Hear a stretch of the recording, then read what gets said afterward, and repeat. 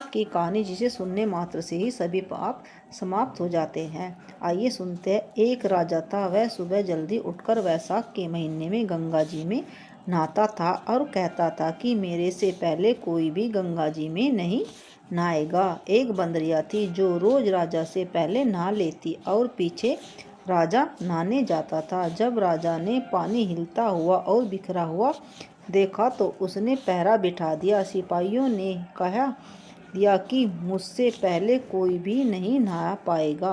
गंगा जी के किनारे एक पेड़ था। उसके ऊपर बंदरिया बैठी रहती थी। डाली के सहारे उतरकर गंगा जी में नहा लेती और पेड़ पर जाकर बैठ जाती। वैशाख पूरा हो गया। उसे एक दिन सिपाहियों ने देख लिया। उसने देखा कि जब अंधेरे में उन्हें कुछ भी दिखाई नहीं देता, उन्हें नींद आ जाती है, तो यह बंदरिया उस समय गंगा जी में नहाती है। सिपाही उसे पकड़कर राजा के पास ले गए और कहा, ये बंदरिया आपसे पहले नहाती है। राजा ने प्रण किया हुआ था कि यदि कोई औरत मेरे से पहले नहाती होगी तो मैं उसके साथ विवाह कर लूँगा। राजा ने बंदरिया से विवाह कर लिया। धर्म मानने लगा। वैशाख में नहाने से बंदरिया के बच्चा होने की आशा हो गई। पूरे महीने हो गए। जब बंदरिया ने पूछा, मेरे बच्चा होगा तो मैं किसे जगाऊंगी? तब राजा ने महल में एक घंटी बंधवा दी और कहा, जब तेरे दर्द हो तो तू घंटी हिला दियो, फिर आकर मैं सारा इंतजाम कर दूंगा। राजा ने कई रानियां थी।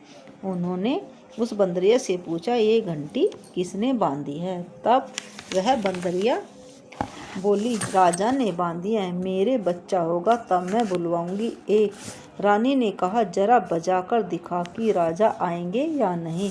बंदरिया ने घंटी बजा दी। राजा आया।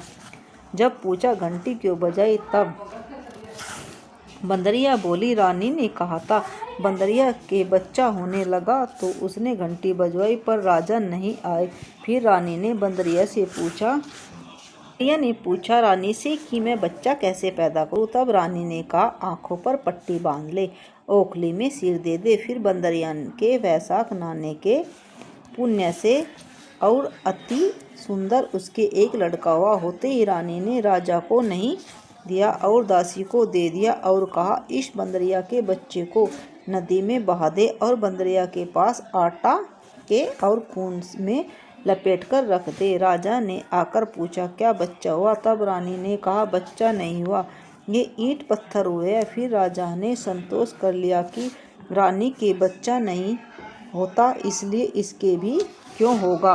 उसको पाल पोस कर बड़ा करे। लड़का रात दिन बढ़ने लगा। वह कुम्हारन मिट्टी का हाथी बनाकर बेचा करता था। एक दिन लड़का बोला, पिताजी मेरे को भी हाथी घोड़ा दे दो, मैं इससे खेलूंगा। फिर हाथी घोड़ा ले जाकर कुएं पर बैठ गया। लड़के को सारी बात का पता लग गया कि मैं बंदरिया के हुआ था और रानियों ने मुझे मारने के लिए दासी को दे दिया था। कुएं पर दासी पानी भरने के लिए आई तो दासी को देखकर बोला, मेरा मिट्टी का हाथी घोड़ा पानी पी लेगा। तब दासी बोली, मूर्ख, कभी मिट्टी का हाथी घोड़ा भी पानी पीता है? लड़का बोला, मूर्खों, कहीं बंदरिया के भी ईंट पत्थर पैदा हुए हैं? दासियों ने जाकर रानी से कहा, एक कुम्हार का लड़का है, उसने हमें यह बताया है कि और घड़े पर कंकर मारकर फोड़ दिया। तब रानी ने जहर का लड्डू तैयार किया और कहा, ये लड्डू उस लड़के को खिलाओ। दूसरे दिन में दासी उस लड़के को वह लड्डू खिलाने गई तो भगवान ने उस लड्डू को गोंदगिरी का लड्डू बना दिया। अगले दिन दासियों ने आकर देखा कि वह खेल रहा है। राजा ने आकर पूछा, रानी क्यों सो रही हो? तब रानी ने जवाब दिया, कुमार को अपनी बस्ती से निकाल दे। राजा ने कहा, ये क्या कड़वा बोल रही हो? वह रानी ने जिद करके कुमार को निकलवा दिया। कुमार जंगल में रहने लगा। वहाँ वह लड़का बोला, पिताजी मेरे को 108 करवे और 108 गोले बना दो। वह ठंडे ठंडे घड़े भरकर बैठ गया। गणगौर के लिए मिट्टी लेने के लिए बहुत सारी लड़कियां आई। राजा की सौकारनी भी आई और बगीचे में बैठकर खेलने गई। खेलते खेलते प्यास लग गई। ये लड़कियां उस लड़के के से बोली, हमें पानी पिला दो। वह लड़का बोला, मेरे पास ये गोलियां हैं, इन्हें खाती चली जाओ और मेरे पीछे फिरती जाओ। फिर कई लड़कियों ने कहा, मैं तेरी गोली नहीं खाऊंगी, हमें प्यास लग रही है, तू खा ले। फिर वह लड़की आगे आकर बैठ गई। लड़कियां एक एक करके गोली खाती गई और ठंडा पानी पिया और उसके चारों तरफ फिरने लगी। सब लड़कियों के पेट में गरम रह गया। लड़कियां मिट्टी लेकर घर गई तो पीछे उनके बाप ने ब्याह का साया निकलवाया तो साया नहीं निकला, पर उसने कहा कि इसका ब्याह तो हो जाना चाहिए। बाद में लड़कियों में से किसी का जी घबराया तो किसी को रोटी नहीं खाई तो किसी को उल्टी करे, किसी को चक्कर आए। तुम्हारे ये क्या हो गया है? मुझे तो पता नहीं, मैं तो मिट्टी लेने गई थी। वहाँ पर कुम्हार का लड़का हमें एक एक गोली देता गया और पानी पिलाता गया और खुद बैठ गया और हमसे कहा, तुम चारों तरफ फिरो। यह बात सुनकर सबके बाप कुम्हार के लड़के के पास गए और बोले, हम अपनी लड़की का ब्याह तेरे साथ करेंगे। उसने सबके बच्चे भी हो गए।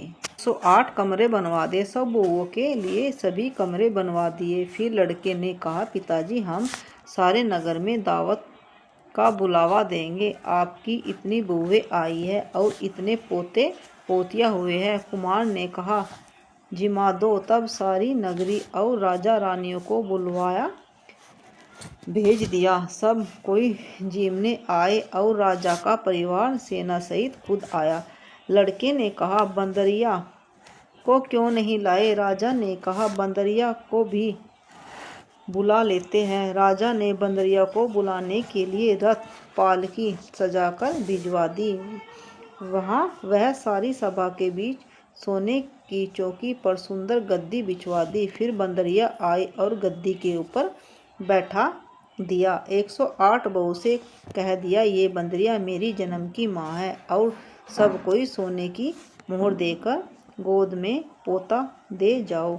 फिर सब बहुएं आई और सोने की मोहरें देकर पैर छूकर गोद में पोते पोतियों को देने लगी। बंदरिया सबको आशीर्वाद देती गई। राजा की रानी समझ गई और राजा से कहा कि हम यहाँ से जा रहे हैं, हमें बुलाकर हमारा अपमान कर रहे हैं, इसलिए हम जा रहे हैं। फिर राजा भी लड़कर बोला, हे भाई, तू बंदरिया का इतना स्वागत क्यों कर रहा है? लड़का बोला, ये बंदरिया मेरे जन्म की माँ है। राजा ने पूछा, कैसे?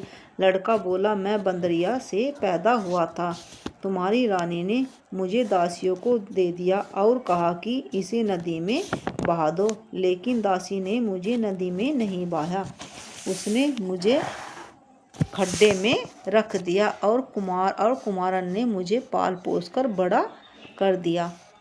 और रानी ने तुम्हारे से कहा कि उसके गारा पैदा हुआ है। जो दासी मेरे को ले गई वह यहीं पर खड़ी है। दासी ने कह दिया, हाँ, मेरे को दिया था, मेरे से इसे नदी में नहीं फेंका गया, इसलिए मैंने इसे गड्ढे में रख दिया। रानी सुनकर चुप रह गई। पीछे राजा ने रानियों को छोड़ दिया और बंदरिया को साथ ले गए। साथ में पोते को और बहू और बेटे को साथ लेकर बड़े गाजे बाजे के साथ अपने घर ले गए और सबको अलग अलग महल बनवा दिए। सब वहाँ पर जाकर राज्य करने लगे और सारी दुनिया कहने लगी कि वैशाख नहाने का इतना फल, तो सबको वैशाख नहाना चाहिए और दान पुण्य करना चाहिए। बाद में कुम्हार से कहा, तेरे को जितना धन चाहिए ले जा, तेरे मन